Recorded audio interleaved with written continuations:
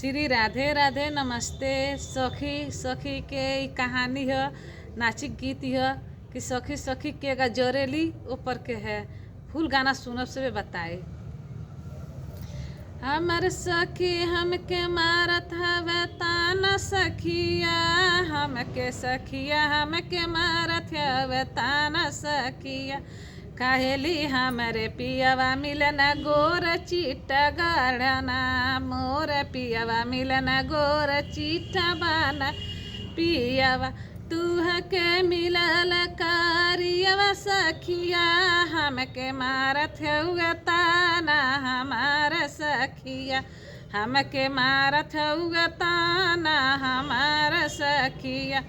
रोज हम सुबेरे जाके शिव मंदिर ना जानी, रोज हम सुबेरे उठ के शिव मंदिर ले जानी।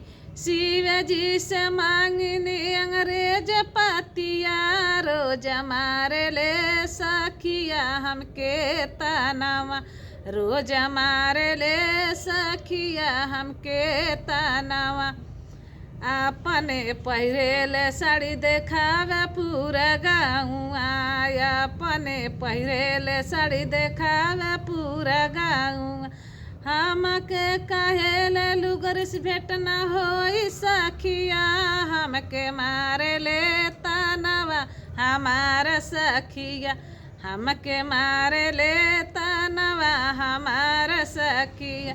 रोज मंदिलवा हम जानी माई दुर्गा के, रोज मंदिलवा हम जानी दुर्गा माई के।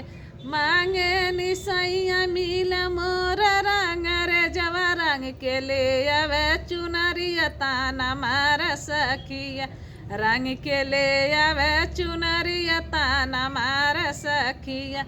हमके मारे ले ताना हमार सखिया, तो के मिली पियवा करियवा हमार गोर सखिया, तो के मिली पिया करियवा हमार गोर सखिया।